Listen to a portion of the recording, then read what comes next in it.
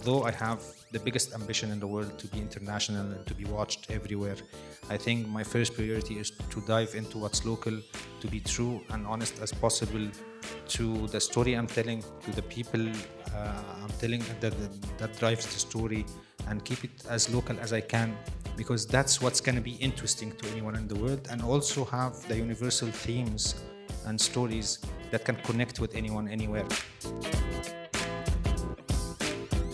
I want to start it just to say, what are we talking about here? What does global TV mean to you? And I want to encourage us to think of this as a dinner party. We can just talk when we want to talk. You don't have to wait to be asked to speak like at the dinner table at my family's house. You can just go for it here. So what does global TV mean? What is global TV? I guess I can answer that. To me, global television are stories that can translate universally. So it's stories with themes and ideas that resonate with pretty much everybody in the world. I think when you're coming from a place of like emotion that's powerful, you can kind of push any story anywhere. And it's global TV is just so fascinating because there are just so many cultures and stories around the world that, you can see we have more common than we have differences when watching and learning. Yeah.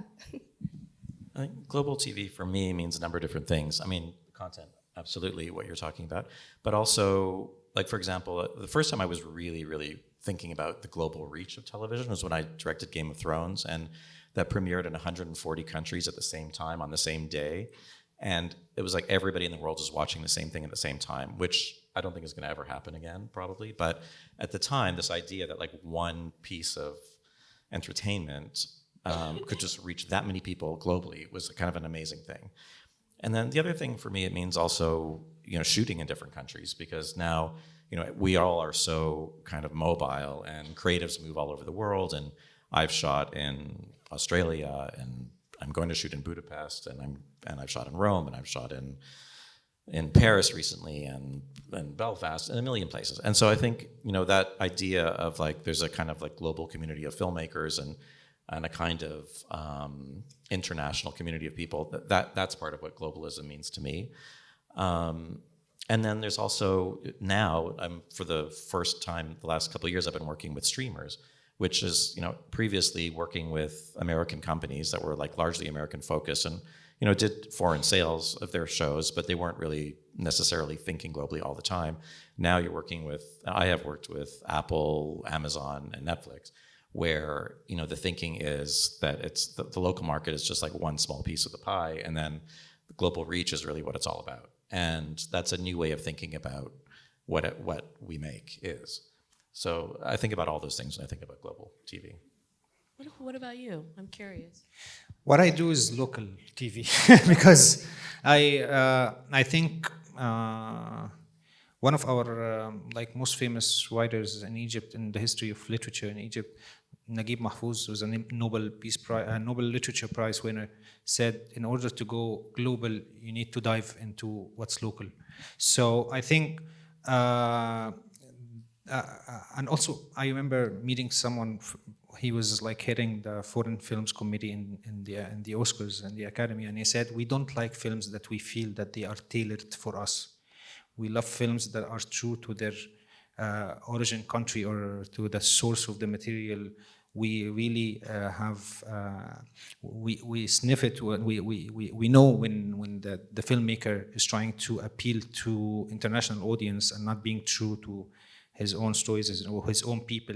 So I always keep that as a reminder, is that although I have the biggest ambition in the world to be international and to be watched everywhere, I think my first priority is to dive into what's local, to be true and honest as possible to the story I'm telling, to the people I'm telling that drives the story, and keep it as local as I can, because that's what's going to be interesting to anyone in the world, and also have the universal themes and stories that can connect with anyone anywhere. So I think when I was starting this business, I was trying to be, what can make me more international?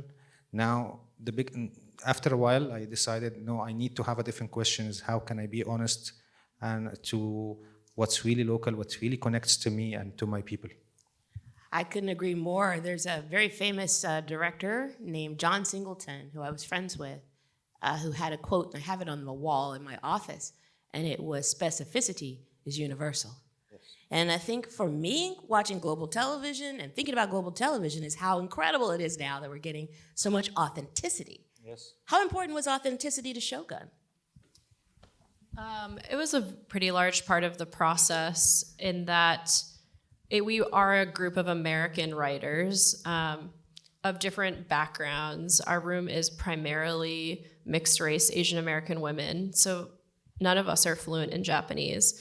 We're led by Justin Marks and his wife. And so it was an interesting process because, as everyone probably knows, it's based on a book that was written in 1975 by a white British man who'd never been to Japan.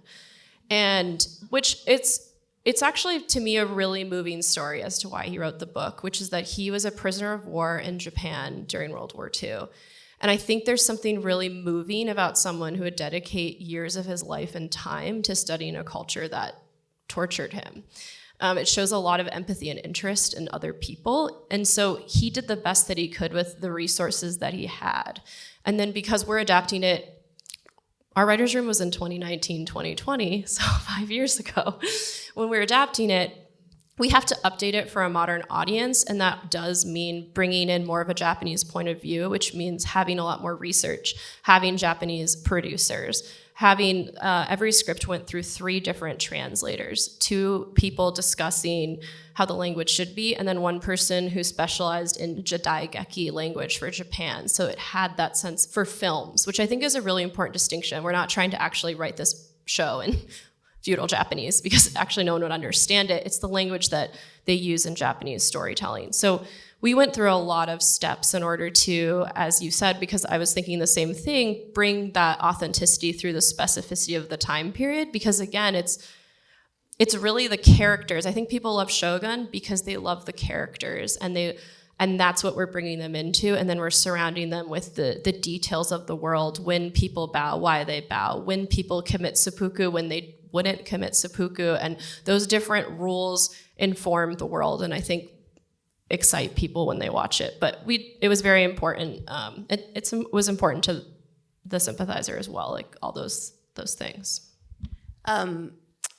Jamie and McKenna, my 2 executives down there on the end, can you talk to us a little bit about foreign IP, what that means to global television? What is this? You know, we're hearing this a lot lately as a source for creating new material in the United States. What does it mean?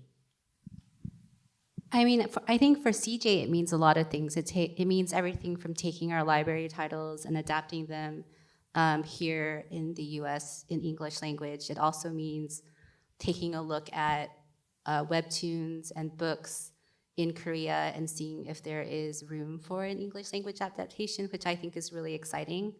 I think when I did Dr. Brain, what a lot of people don't know is Dr. Brain was based on a Korean language webtoon, where the Korean webtoon author had actually written a story about a Korean scientist in Boston teamed up with an American detective. And then the Korean director, Kim Ji-woon, wanted to adapt that into a Korean set story about a scientist and his family. And so there's a lot of room to take IP and sort of transform it and localize it, contemporize it for global audiences today. Yeah, I would definitely agree with that. An example from Maria Farinha Films is we optioned a French format to adapt to the US, but our Brazilian team saw it and thought it could be good for Brazil as well. So now we're pitching to Netflix Brazil. So there might be some barriers here right now to the market, but it's great that we can take these formats and these things other places and adapt locally, like you're saying. It's really great. It's an interesting translation, though, isn't it? Bringing in something from a culture like Korea to the United States. And, I have the pleasure of one of the pieces that we're working on together, which is a K-drama But when you think about it in terms of trying to translate it for America, it's a completely different story, right? Because the bones of the story fit, but the culture is so radically different. However, I must say, in the development process, what I found is there's a lot of similarities too. I'm curious about some of the experiences you've had in creating things for, thinking globally, but also thinking locally, how to keep it authentic. But I mean, do you ever think about things like the language barriers, in terms of the translation, comedy, culture, just different points of view, how that gets elevated? I think speaking about Korea, because Korea is I'm obsessed about Korea. Me personally as a filmmaker, when I started, it's known everywhere in the world that American media and American films are dominating the whole world. Since I was a kid, I was going, my first time I go to the film theater, I was watching a James Bond film when I was 11. So everywhere in the world, it makes sense that people are watching American television and American films, because the English language is so widely spoken all around the world. But when it comes to Korea, I remember also when I was younger, I watched Old Boy, and I was blown away. And then I discovered that all my generation of filmmakers watched it and fascinated by it. And then bit by bit, I think I watched every Korean film that was produced in the last 20 years, almost every show. And who speaks Korean in the world? I guess around 50 to 60 million people. But still their films and shows are widely watched all around the globe. And in Egypt, we have big fans of Korean drama, big fans of K-pop, Korean films. So actually, I'm obsessed about that. And even recently, I was speaking in what's called in Egypt the National Dialogue by the government, and I was mentioning the Korean experiment and what they did in the last 20, 25 years. It shows exactly that if you're authentic and honest and telling stories that has some universal themes, because we all different, but we're all the same. This is the first thing they teach you when you're making films. We all get scared, we all love, we all feel all the feelings, but it's always more interesting to watch them from different cultures. The more different the culture you're watching this from is the more exciting and the more entertaining for me and for everyone around the globe. Like Squid Games in Egypt, you can't imagine, my stepdaughter had her birthday party with the theme of Squid Games. So I mean, I'm in Egypt, we don't speak Korean. And It was I had a Halloween costume, and it matched my dogs. I had one too. So what they did is very inspiring, because they're speaking a language, it's in the language that not widely spoken all around the world, but still, because they're making good stories, being authentic, and focusing on the quality and the storytelling, they crossed borders, and you have a Korean film winning best film in the Oscars. So all of that is becoming, me personally and my generation of filmmakers in Egypt, is the dream, is to do the same quality of films. Of course, there is something different, because the Korean government is really supporting this whole movement 20, 25 years ago. But I think it's a good example to have and to look up to and to be inspired by, to do more global and more globally appealing films and shows. What would you say, Jeremy, I'm curious, pitfalls, advantages to making global television? I mean, you've shot in places all over the world. What were some of the experiences that you had that maybe were surprising? Well, I mean, there's enormous advantages just in terms of the kind of locations you can use and the different kind of stories that you can tell authentically, being in the real places where they occur. So, you're not building something in France on a backlot, you're actually in France shooting something. And I think that there's great value in that kind of authenticity. I think, to me, there's different aspects to this notion too about it working internationally, but I think that there's a concern now, and so just in terms of production, that some shooting internationally happens just because it's cheaper to shoot somewhere else. So there's this kind of there's not an authentically cultural reason to shoot somewhere. You just shoot there because studios are cheaper and there's no unions. And I think that can become a real problem, and will become a big problem very soon, I think, especially with streamers because they are already set up to shoot internationally. There's a lot of thinking about upskilling foreign filmmakers and crews to kind of adapt to a more what they consider to be like an international style. And then I think there's going to be less opportunities for Americans in lots of ways because a lot of work will just move over there where it's cheaper to work, and they have people who are equally skilled and can do this kind of work that they're expecting to be done. So that's a kind of potential real problem that we're seeing. And there's already like a kind of production shortage in North America. This is already kind of happening. What was the rest of your question? Well, okay, I have to follow up on that for a second, because you're sort of suggesting that there could be in the same way in this, let's say, I'll use Los Angeles as an example. Yeah.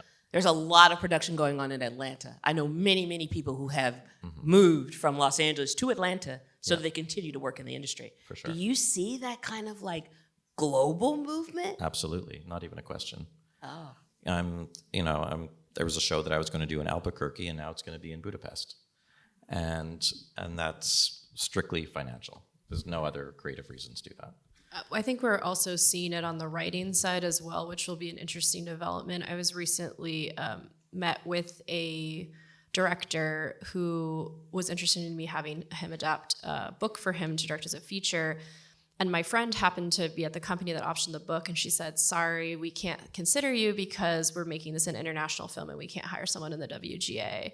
So we have to find someone international or just who isn't in a union. And to me, that's just a pretty obvious skirting of trying to not pay union rates that I do think is getting more and more common.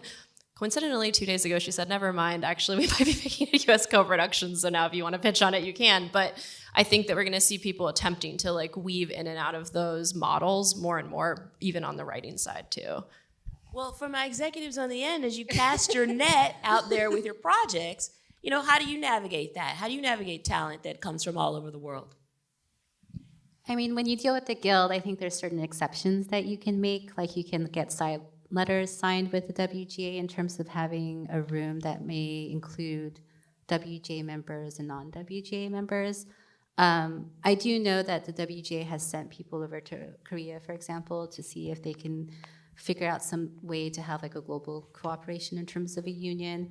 I think one of the challenges is that writers in Korea wouldn't be able to get all the benefits from the fringes that they would get if they were a writer who was residing in the US.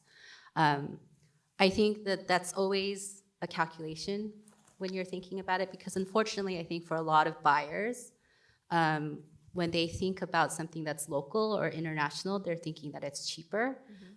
It's not necessarily the way that I think I view international or global content, but I think that that is part of the calculation when people are thinking of doing something international or local for another geographic region. Oh, wow.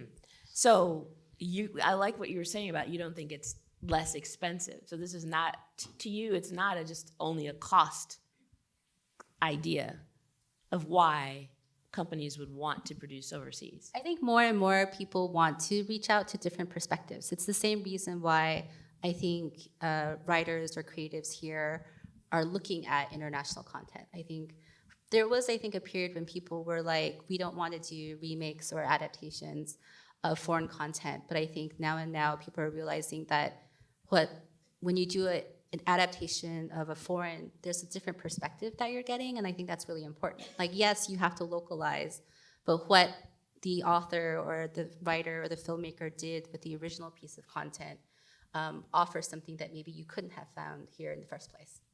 Ooh, that's a good segue, because I wanted to ask, how can anyone here get in on this sort of wave that's happening in global television? If somebody here wants to say, be on a set of a global television show, write for a global television show, develop for a global television show, how do you even walk in that door?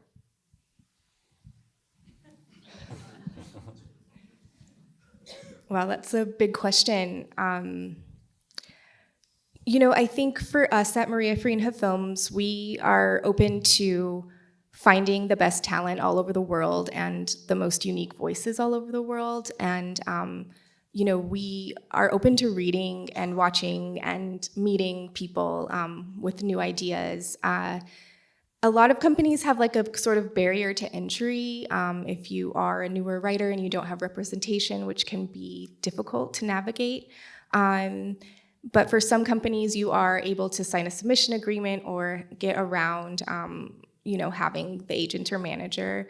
And I think, if you are interested in global television, think about those stories or ideas that might have international components that you can write. I think we look at the material and we say, okay, part of this takes place in the UK, part of this takes place in France, and then maybe there's an international play there with those territories, like from an executive and sales standpoint.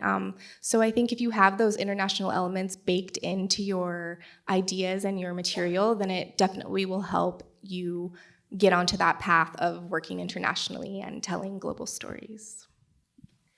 I have to say, I have had the pleasure for the past few years to be involved with a group called the Global Media Makers. I don't know if anyone's ever heard of them here, but it's pretty special. And I've been a creative advisor specifically to groups from South Africa, but I've met filmmakers from all over the world through this program.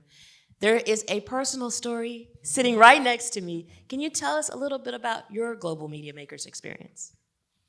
Okay, I came here in the first year, 2016. I can't believe this is 8 years now. Since I came, I can't believe it. It's been like 8 years. It was a life-changing experience. These guys were angels. Like, they were just helping us.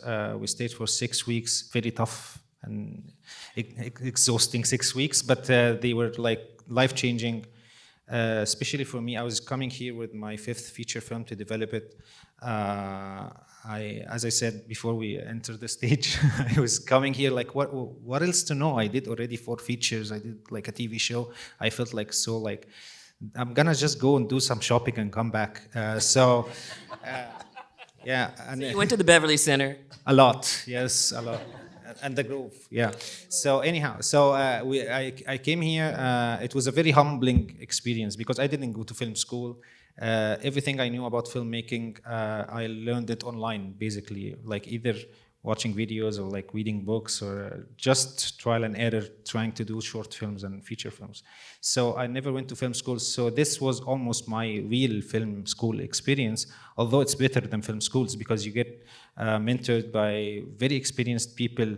I was starstruck as hell when I met Jeremy Podeswa and Alan Poole and all the other mentors because it's like, these are the shows I'm watching and it feels so far away, being done so far away in another place in the world where there is no access whatsoever.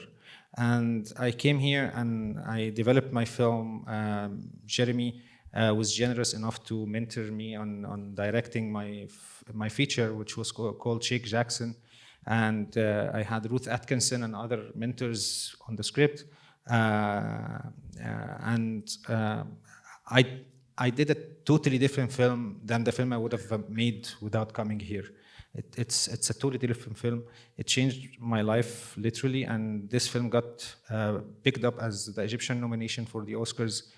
Because of it, I got an agent in the States, I got a manager, I got many doors opened up for me. After that, I sold a Netflix show, which is very surreal pitching, because back then they didn't decide to go to production in the Middle East. So I went there, I said, like, I know you're not thinking about production in the Middle East, but I have this show that I want to pitch to you.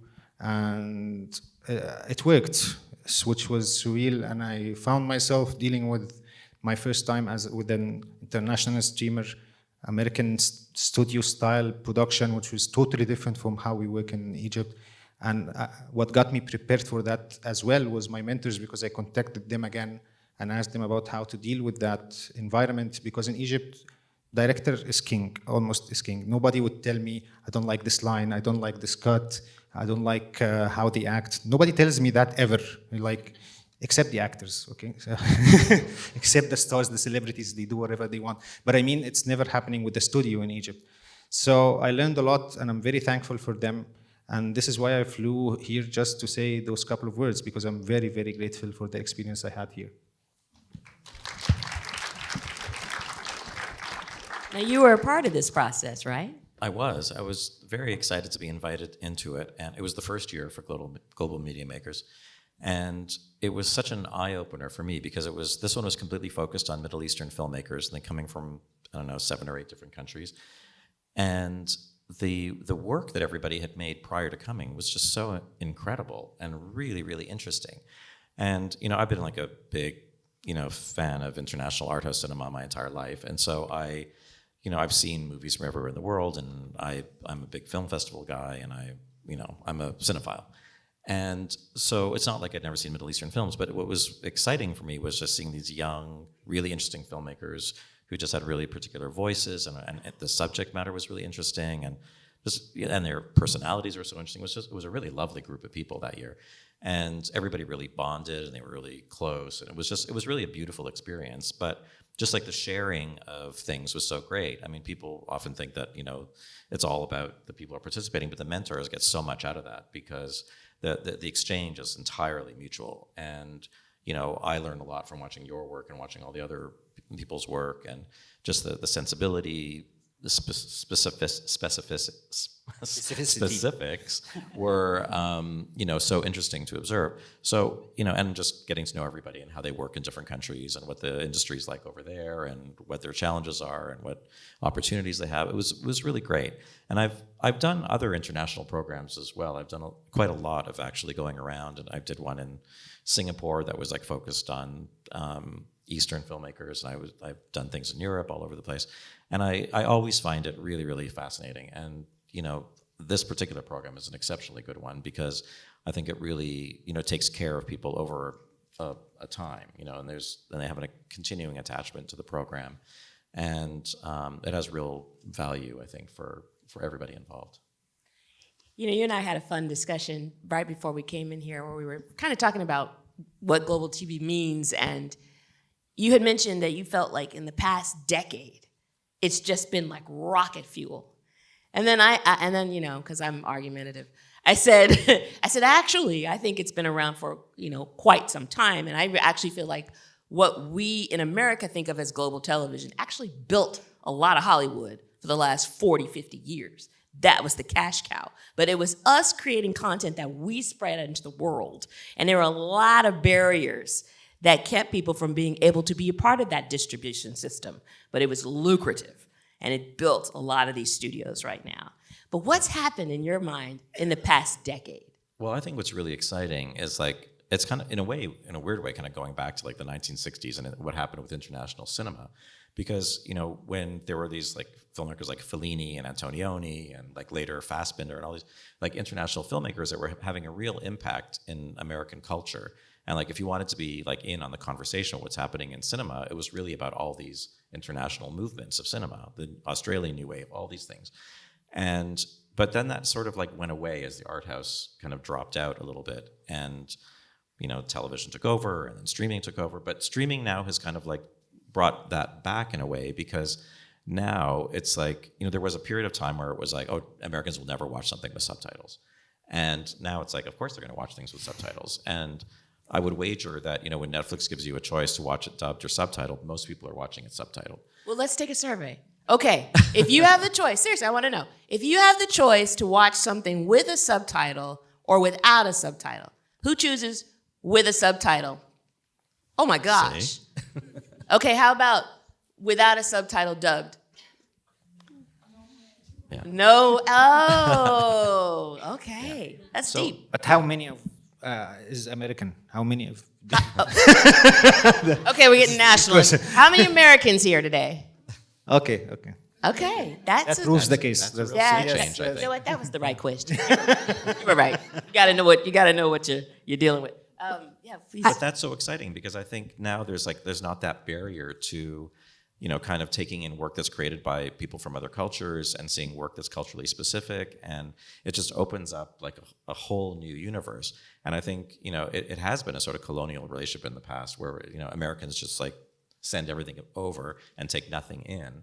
And now we're taking everything in. Like, the world is now available to us, and we're interested in the world in a different way. And that sea change, I think, is really, really significant. He said colonial, not me. I agree. What were I'm you just gonna gonna say? make one note about like in favor of dubbing. I think there's like a senior generation or people who may not, where English is their second language, where reading subtitles would be really difficult, and they can only enjoy some of this media if it's dubbed. So, and I also hope that it encourages like the dubbing industry to improve their processes and like their quality. So like just to make the mention that like I think dubbing is still really important. I think after AI, this question will not be asked in 1 year from now. Because with the same voice, with the same acting of the actor, he will speak any language with a press of a button. So I think this question will be a very old question, a very ancient question after a couple of months, I think. You said a year. Now it's 2 months. What is happening? That's AI. It's moving too fast. I had the same thought, though. I was really thinking, so much of what we're talking about is technology, is about the growth of technology.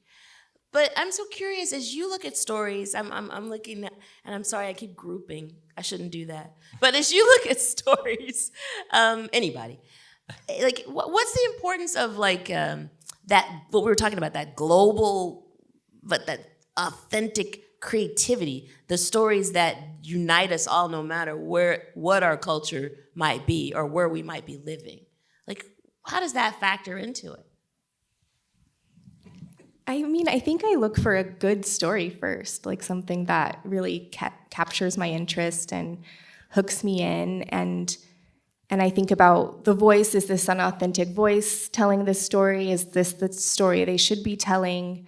And if those elements are all in place, then I see, like, are there themes and ideas that can translate to a different place, So if it's like a wholly American story, maybe there's a way now, since we're working with the Brazilian company, to have those things travel to Latin America. So I think it's really interesting to be thinking about, like, components or elements of the story, like, is this a family drama? Those do really well. Or is this like a thriller, suspense, or a comedy, which, might be more specific to the territory or the area, so that's a bit harder to translate globally. But yeah, I think it's first and foremost, like, is this a great story, and do people want to watch this story, return to this story in a television sense? I think themes and emotions are universal, and I think what we're learning now by being so exposed to so much international work is that the cultural specificity also makes things super, super interesting. And it's like we can get tired of just watching things that are just really about one thing.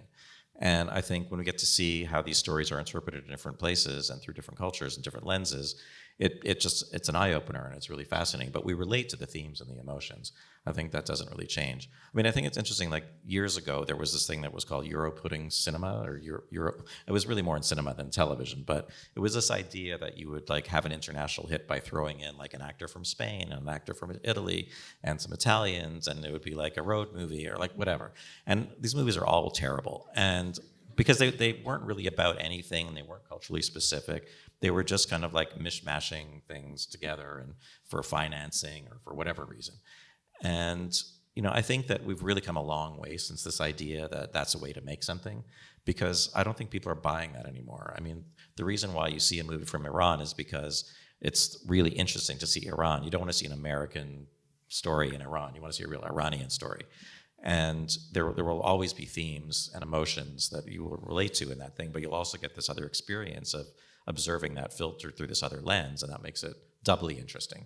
So I think that's kind of where we're at now, and hopefully that will just keep growing, and people want to see stories from ever. I think Shōgun is just such an amazing example of that, where it's there's subtitles. It's like it's as authentic as it can be. It's like and it's hugely popular here. And that's, I think, more of that is what's going to happen, I think. I'm so curious about your Shōgun experience, only in the sense of you said you wrote it, and had no idea that this was the trajectory, but how would you know, right? So how has that experience influenced the way you're thinking about what you want to do next? Yeah, we always had confidence that we'd make a good show, but I worked with Justin Marks on Counterpart 2, which we thought was a good show, but no one watched it. So we kind of thought, like, we're going to do the best we can. We'll just see if we can get people to see it. I think when I'm thinking about what I'm going to do next related to Shōgun, I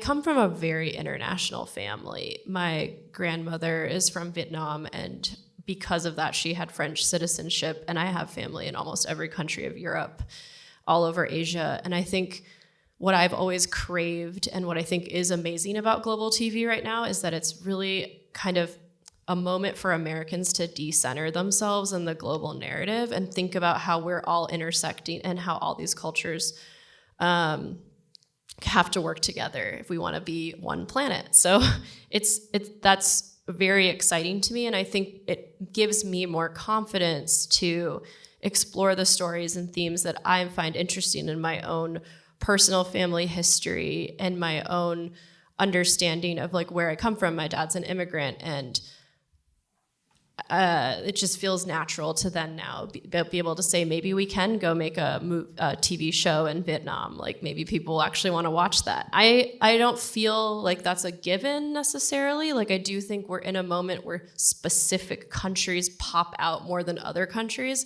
So what I would like to see is a deeper interest in like the rest of Asia, more in the Middle East, like a little bit broader than this sounds, but a little broader than Korea, Japan, England. Those kind of feel to me the ones that are like acceptable. I would love to see more stories from Latin America. I think 100 Years of Solitude will be a fascinating case study when it comes out. And I think that's what gives me hope and excitement for the future is how can we feel even more connected as a planet with all these different countries and not just sort of continue to prop up the ones that we sort of know and think are culturally acceptable to explore. So that's what I'm most excited about. Yes, I couldn't agree more. You forgot Africa. Yeah, yes, I did. That's a perfect example of how easy it was for me to forget that, because how much African cinema has been and television has been imported to the United States. So little. And that is a shame. And that's what keeps happening. And it's awful. Well, it's interesting. Yes and no, because African Americans, we have our Pan-African Film Festival. We do go out to try to find our content. We really do. And it has, just because it hasn't necessarily crossed into mainstream yet, doesn't mean it's not valid and it's not being consumed. So I just sorry. But you're right, and you are right in the sense these two things can be right. You are right in the sense of like when I think about when I started getting hooked on global television, and I do think I'm an addict. I'm ready to say that right now. I love Downton Abbey. Oh my gosh. And Maggie Smith's passing away, she had one of my favorite lines ever.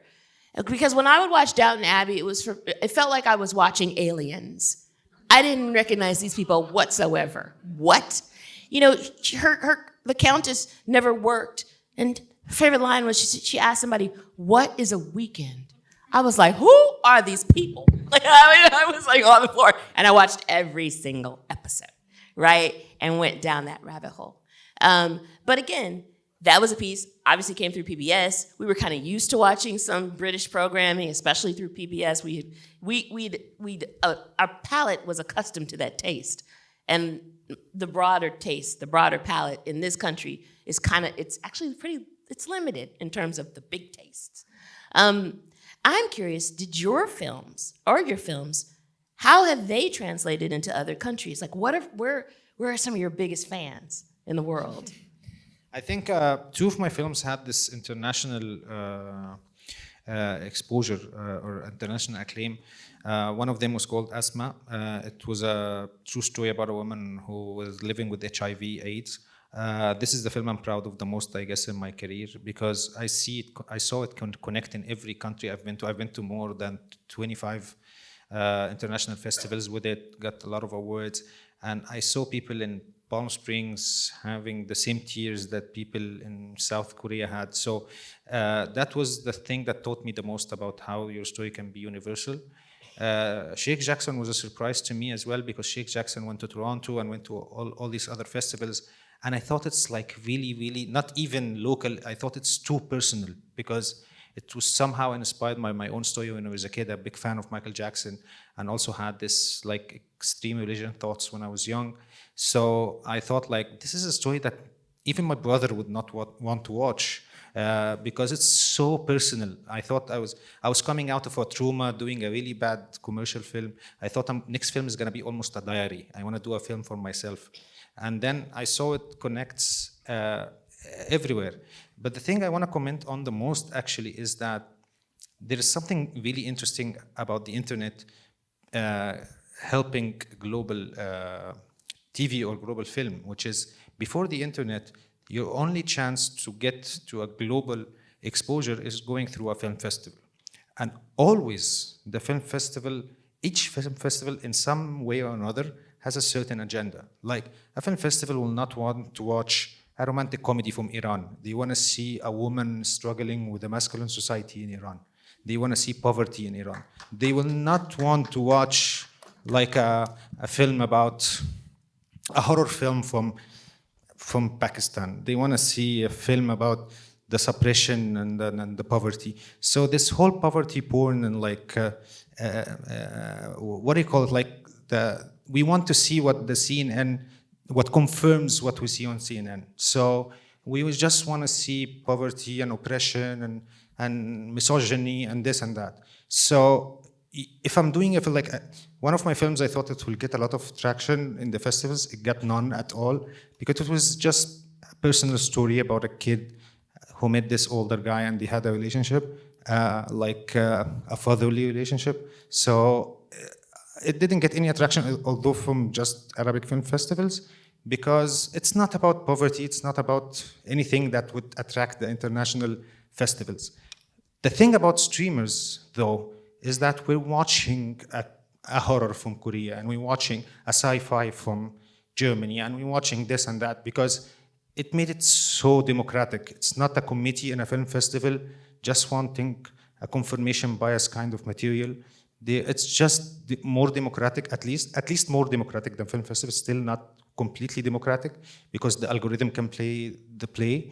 But I mean, at least now I can. If I like horror or I like drama or I like romantic films, I can watch an Indian romantic film or I can watch a Korean romantic film. I don't have to watch a film from Korea about the military regime in the 80s.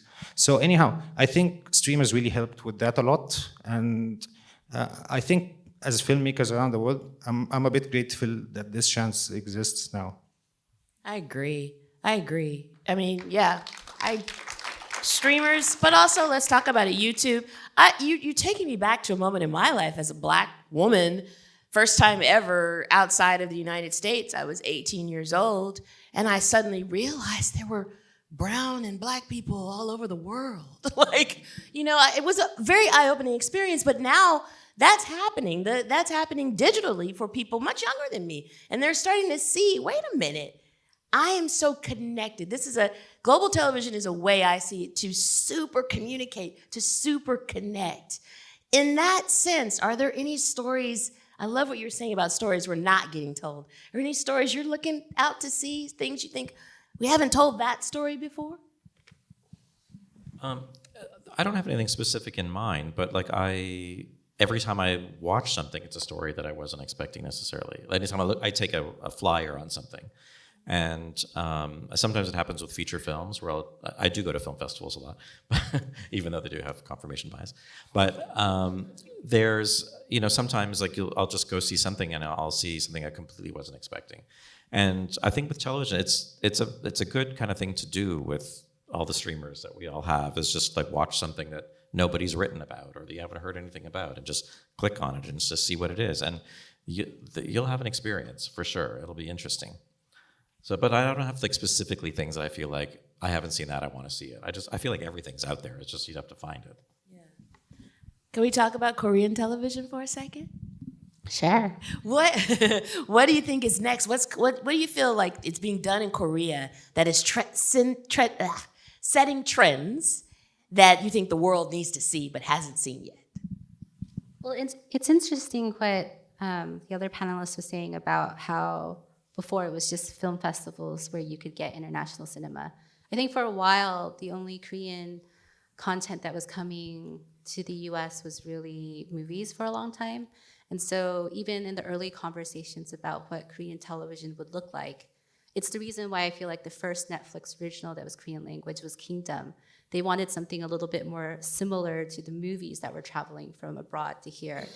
But if you are familiar with Korean drama, rom-coms, cozy TV is like very popular there, and it was actually very difficult for the international streamers, even now, to get on board with developing this type of drama that's really popular in Korea, in Asia, and for people who are K-drama fans.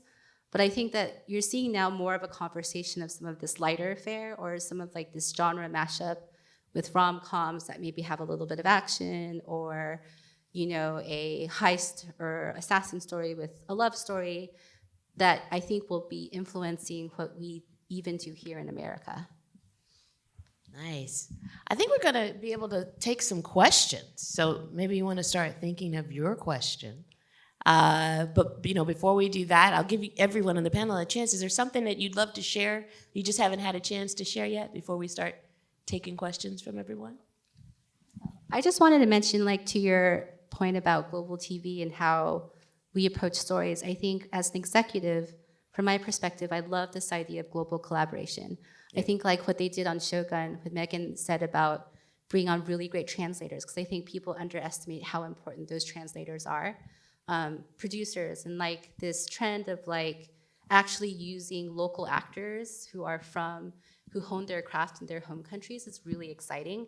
Like you see that in Pachinko, and I think opportunities to, I think before we were having a conversation where you were looking for a recommendation for a stunt guy, that like we could actually help each other introduce talent to each other across borders. I was just telling her that my last film, because I'm a big fan of Korean cinema and Korean action, so my last film, actually, I contacted CG Entertainment through my American agent to find a stunt coordinator from South Korea, and he worked on Kingdom, and he came to Egypt to work with us. He didn't just do the film, he trained more than 20 stuntsmen in Egypt for 3 months so we can start the film, because I wanted to have an old boy like one-shot action sequence for 3 minutes straight. So this experience, like, it was surreal in Egypt on set to have a Korean guy yelling in Korean to Egyptians who don't understand what he's saying.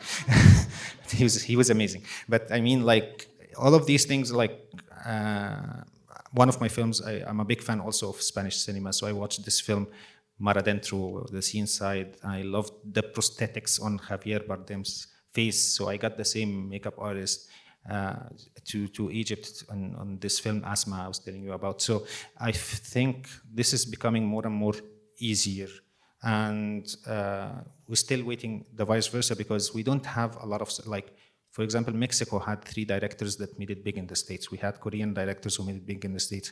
It's still hard to find an Arab equivalent to that. Like, still, you only have maybe Hani Abu Asad and Mohammed Diab made some successes, but I mean, it's way harder for Middle Easterns to penetrate the industry here because of many factors. But I mean, I think little by little, this is going to happen more often in the future. Yes. Do we have a question? Hi, I'm Def. So I'm completely team subtitles. I definitely didn't grow up with that. So just some fun facts I want to share. So Netflix says that 40% of people have their captions on at all time.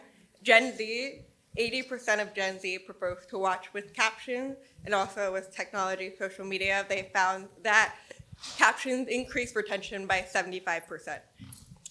So those super duper cool, and just really excited to see that happening.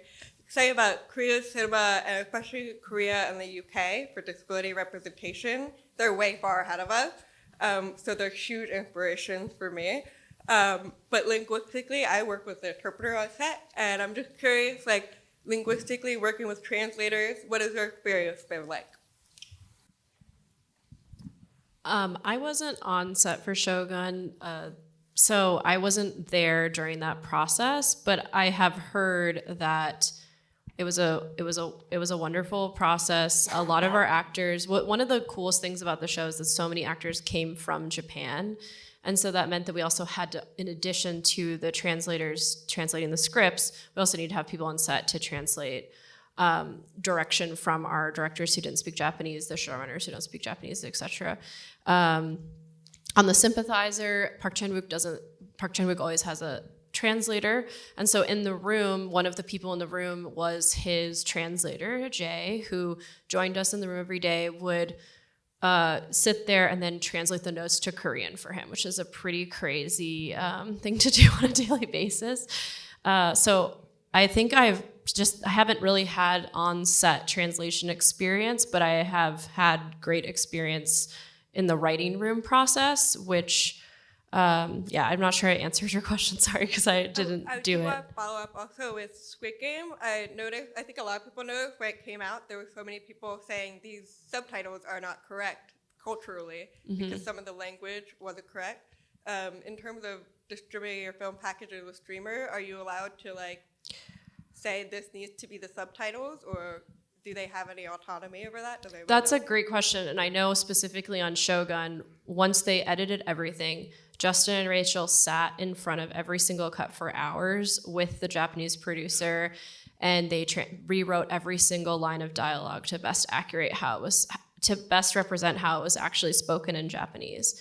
The other factor with subtitles that I think is really important is space. So that's something I know when we were watching cuts of The Sympathizer, it's like, it actually might be better because we're gonna be reading this line to somewhat shorten it to make it easier because the shot is so short that we also need to be able to convey what he's saying in Vietnamese at the same time. So in my experience, the shows I've worked on, the executive producers have been really involved in the subtitling process, which I think is great because it is going back and forth so many different times. And as we all know on set, actors change things subtly that you might not necessarily catch. It's not going to be the exact line of dialogue that we ended up writing.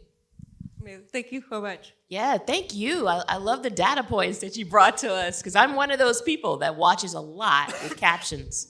I do. I think part of it's being a writer. Yeah. I don't know if I qualify for the generation. Yes.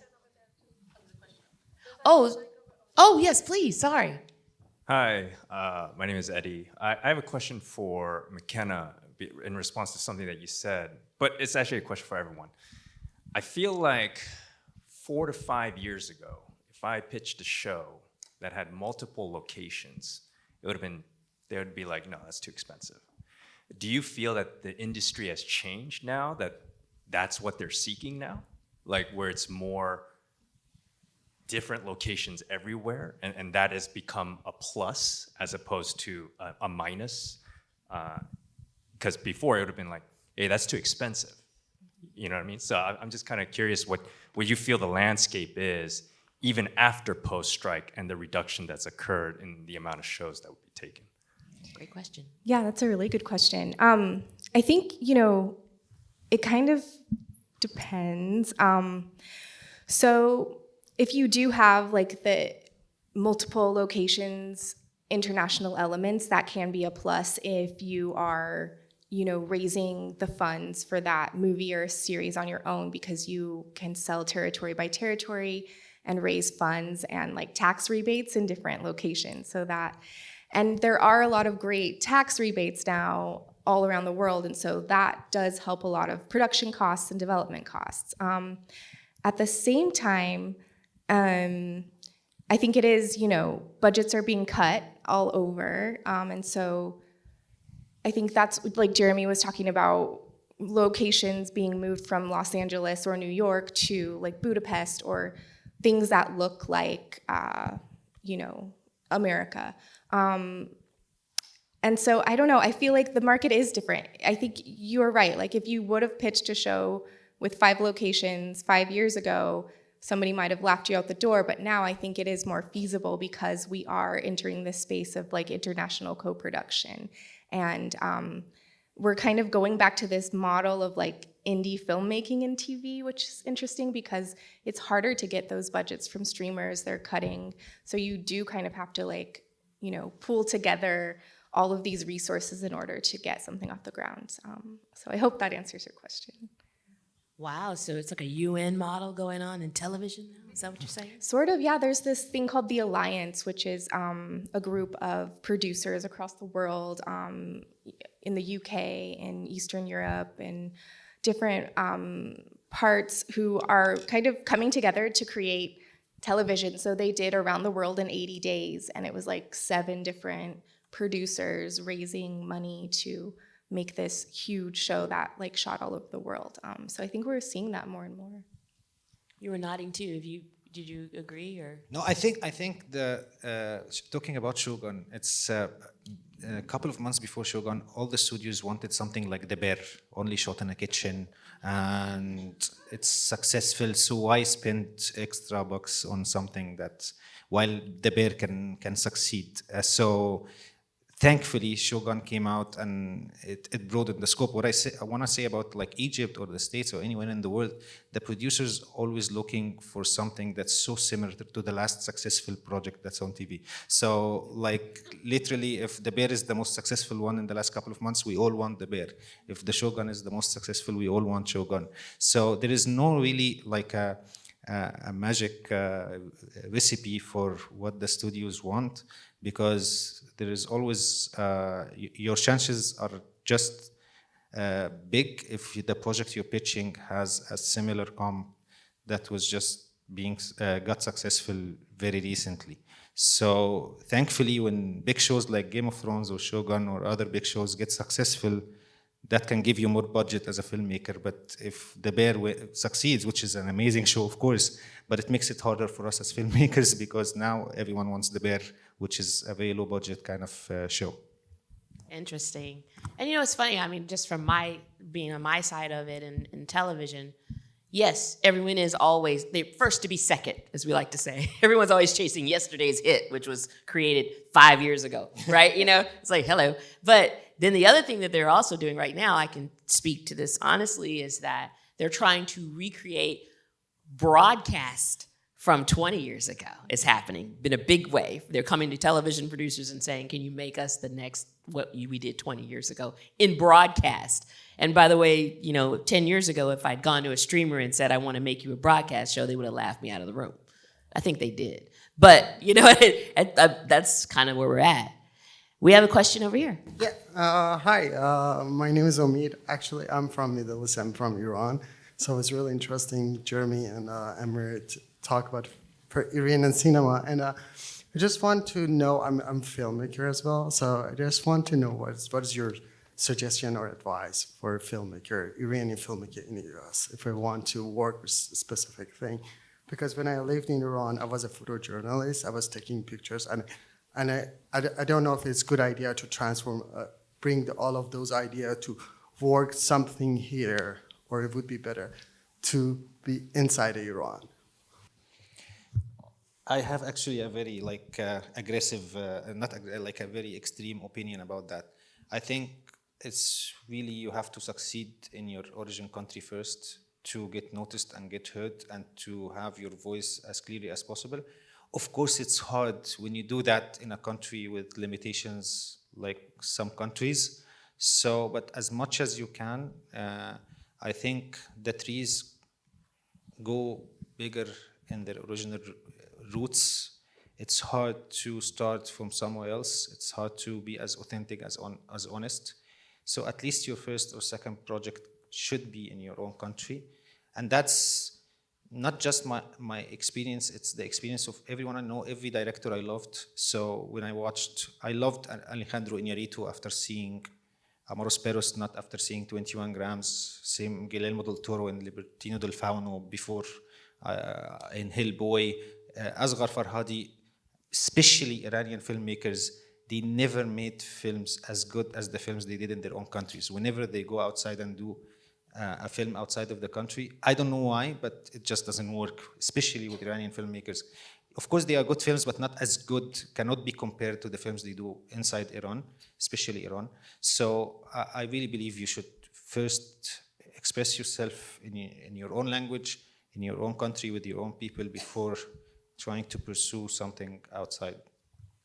Do you agree? 100%. I think, especially if you're a young filmmaker, effectively, I think that you have to develop your own voice, and you can only develop your own voice in your own community and in the surroundings that you're the most familiar with. And I think that's the work that gets noticed internationally. It's very hard to sort of like go international right away and try to understand what people want from you. I think you have to make what comes from inside you, and then usually that's what people recognize as something that's of value. And because it's so you and so idiosyncratic, like they're looking for the kind of thing that only you can make, and so that can only be done from where you're from. So I would highly recommend, working in your community, and then if you have some success, branching out. Thank you. Sure. Some strong opinions over here. Yes. Hi, I'm excuse me. I'm Yanis from Algeria, writer director, and my question is about as Am said, he brought from other countries technician because he thought that they would be good for his movie, and I was thinking, when we see American TV shows or sometimes movies, and when they talk about our countries, there's a lot of Orientalism, a lot of, we don't recognize ourselves when you talk about us. But yeah, of course, then my question is, do you think that in the future, because of this globalization, because of the streamers, producers will have the idea to perhaps not hire screenwriters or directors when they talk about us, but perhaps even consultant, without moving from the country, just send in an email, please read my script, do you think it's good, do you recognize yourself, isn't caricatural, things like this. It's very important because you are producing the image of the world in America. And sometimes the image are false. We can fix it. Just call us. Oh, that's so important. And I know, so we have a slate of 15 projects across the globe, one set in Jordan, one in Spain, one in the US that we're taking out imminently. The project that we're working on in Jordan, we've had a Jordanian consultant who lives there, who works there, who knows everything about the topic that we're talking about. He's been reading all our drafts, he's been giving his input and everything, and we've also made it a point to hire a screenwriter who has experience in the territory as well, whether it be being that nationality or having grown up in the space. And I think that's more and more important now because, like we were talking about, you can tell when something's authentic or not. You can see when something is fake, like you're saying, and it's very important for audiences. Like we're not stupid. Like we know more. We have a better read on the image, on cinema these days because we've consumed so much of it. And so I think it's getting harder and harder to pull the wool over audiences' eyes with something that's inauthentic. And so I do feel a lot of these companies are considering hiring consultants or hiring authentic voices to create something because you can really tell when something is created from an authentic point of view versus not. Okay, last question. Oh, thank you so much.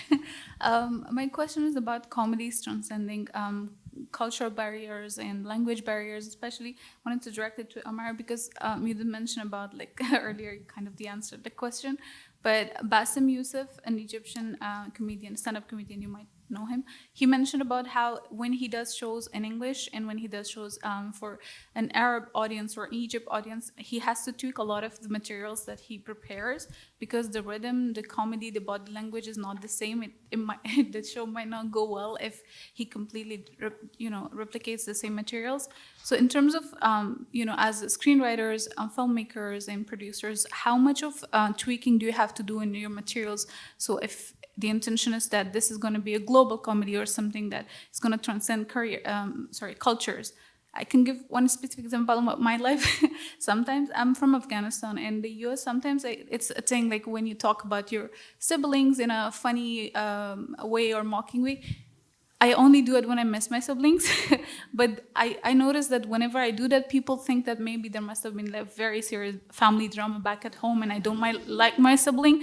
But I only talk about my siblings like that because I miss those moments of, us mocking each other in a siblingly manner. So I do wonder, like, how much of tweaking do you have to do when you want to produce a comedy that want to transcend barriers? Sure. I think comedy is the hardest thing to be translated, like, especially with, if I'm talking about my country, Egypt, our comedy is so verbal. So it's very hard to be as funny as like if you guys watch me in Arabic, I'm much funnier than how I speak now. So what I'm saying is it's really hard to translate our kind of comedy. It's so verbal. So especially for comedies, I know that at least 50% of the comedy will not be translated, will not go globally. Egyptian comedy is so, for example, popular in the Middle East, in Saudi, and in other Gulf countries, or even sometimes in North Africa. But I mean, when you translate Egyptian comedy, it's so hard. So Bassem Youssef is a dear friend of mine, and I saw his show twice. I saw it in English, I saw it in Arabic. It cannot be compared whatsoever.